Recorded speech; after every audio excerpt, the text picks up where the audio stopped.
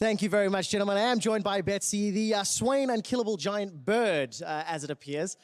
Betsy, let's talk about this game because it felt like your Swain performance in the mid-game swung it round. Splyce seemed to be in control early. How was it turned around for you and Roccat? We know we will win team fights. We're really good at team fights, I think. And we knew we had the late game, and I think we outdrafted them pretty hard. So if you knew you had the late game, was some of the early game struggles something that you could have avoided, or were Splyce just simply outplaying you? Yeah, I think we're playing worse than we should, because last split we had way better early game than this split. And if we fix that, I think we will be like a top team for sure. Well, congratulations on the 1-1. Yesterday, you also took a game off H2K. If we step back and we look at how the whole team is performing with, Steelback coming in with the new imports, what's your opinion on the strength of the team and, finding synergy with all these new players? I think we have like really good players on every role actually, and I think it will just go better like as longer the split will go. Well, luckily, all the best of twos will give you a few more games. Just one last question. Yesterday, we had a nice video clip where you were saying how much you enjoy playing with Airwax. What is it about playing with Airwax that you really like? Because yesterday, you guys had some really amazing clips where the two of you were working together very well. I think he's just really mechanically good. Like he's probably top 3 in the jungle. So far, he didn't play that well, but I think he will play a lot better as like the split goes further. I like that. Not playing so well right now, but it'll work out better. Thank you very much for the interview, Betsy. For now, we're going to head back to the analyst desk and Shox to break down the series. Thank you very much, Trevor. Lovely interview there with Betsy. And that is also our player of the game in this one. Just fantastic play overall. And that also means he is the leader currently in the player of the game leaderboard. That he's the only one to have twice the amount. Twice the amount as anyone else. Wow. 2 points. In any case, let's listen to what he said in the interview. He said, "We knew we were better in team fights. We knew we had the late game, and we think we outdrafted them. But we made some mistakes." And this is actually where it all starts in our first couple of replays. They didn't execute very well when they did team fight in the early game, especially that early dive. Yeah, the dive itself, the principle was great. The setup was good from Roccat. What they didn't really respect was the response coming out from Splyce. And as we bring the replay up, the way in which Splyce reacted is actually really great.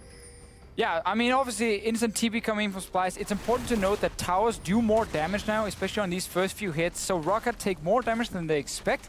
And also, I think they pathed the wrong way. Out, you see Perang was kind of like debating, should I walk out with my support towards the enemy base? Should I walk the other way maybe? And they both end up getting caught out, end up dying. I think here, technically, if everyone from the team, as soon as they get the kill, just walk straight towards their own tower, you might still lose the Braum to tower at least, but then that's 1-for-1 at least you trade. Here they end up losing 2. It's some of the things teams are getting used to because, again, towers do more damage. It is harder to execute these dives, and we actually see less of them. We see here why. Teamfights in general, not just that dive. We did identify a couple of individual errors from the side of Roccat. We had a lot of praise for Steelback yesterday. In this one, in the early and mid game, it wasn't great. Let's take a look at one of the second replays at Dragon, where we do see some positional errors. And on the other hand, Splyce doing the right thing. Yeah, so if you just have a look at Betsy, he's actually the one to initiate this fight.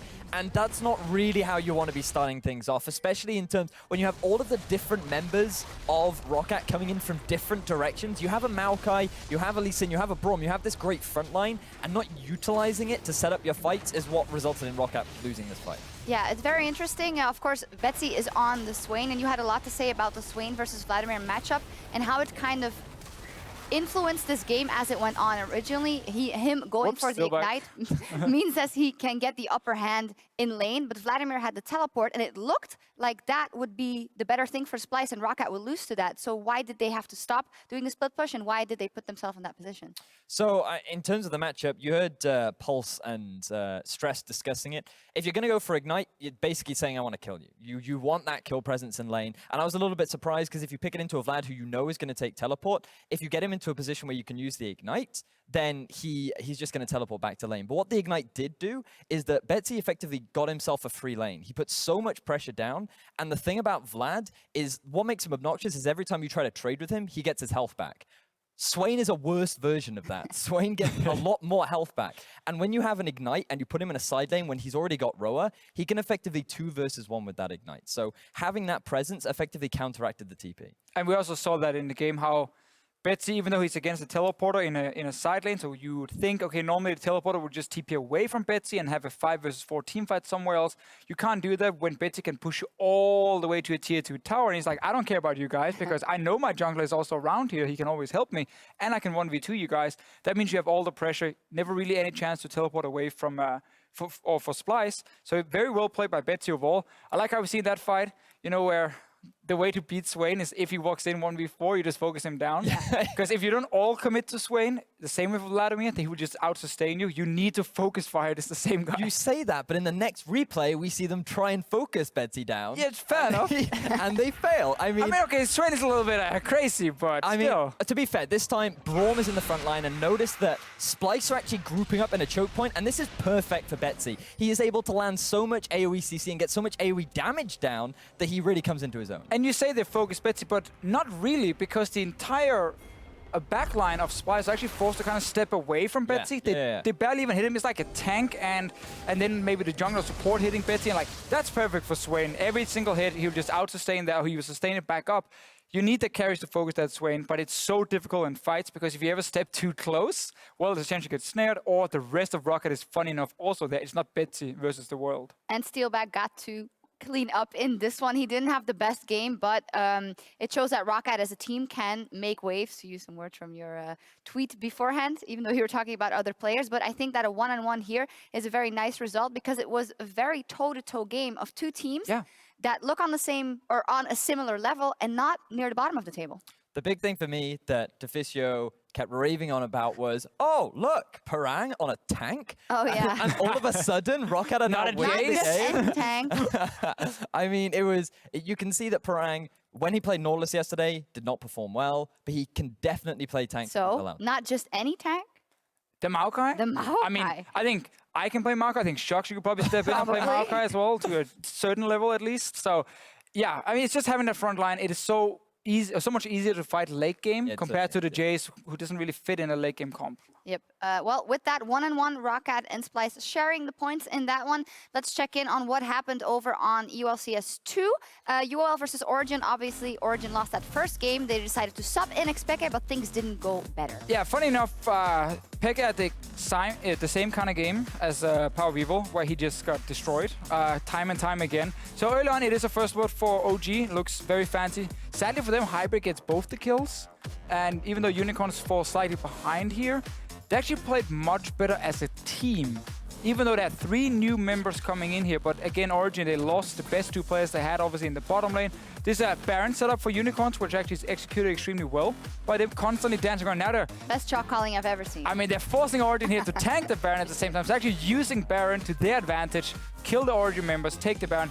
And honestly, this was just a series where Unicorns of Love were just much better at almost everything. Early game, mid game, the few late games we did get to see because it was very short games. And Exile got to play LeBlanc, much more confidence. Definitely a pick for him where we have to say, consider banning it because he didn't show anything yesterday. Today, 2 games in a row, he actually creates a lot of picks. For me, when they put Peke in, I thought, okay, we're going to see Alessandra mid. Alessandra's super safe. She does really well into LeBlanc, and you can expect the LeBlanc to come out again from Exile. The fact that he went on to Azir was a little bit confusing, simply because we identified earlier on in the broadcast that Azir isn't actually the priority right now. He's being picked because Vlad, Ryze, and Victor are all being taken off the table. So the fact that OG put that value on the Azir and then couldn't make it work does bring into question how well they're communicating with each other. Or how well they were prepared to bring in someone else in this game specifically. In any case, that means that OG is still without a win. UOL, though, getting 3 points for that 2-0, so good on them. There's still a lot of league to play out here in Berlin. Coming up on EOLCS 1, it is Giants versus G2 Esports. Stay with us. We'll be getting into the second game of this best of 2 between Roccat and Splyce as we load onto the Rift. TP comes in. Mickey, I think, is already dead to right. First blood over to Steelback. Two-shot barrage in from Kobe. Wonderwear coming down, looking for this kill onto Airwax. Not going to quite happen. Parang also getting chunked down. He'll flash away. Meanwhile, Steelback getting chunked out by Mickey and Kobe. Raised under the same fate. Double kill coming in for Ezreal. And Betsy will go into Zhonya's, and he's burning up. Blood. Bread. I'm fine. They're really low, they're really low. Nice. Roccat are gonna look for the engage here. Good on in from Raze, trashing into the backline onto Steelback, but he's got no support, no backup. Meanwhile, the rest of the fight is erupting within the base as both these teams go one-on-one. Roccat with a win over Splyce.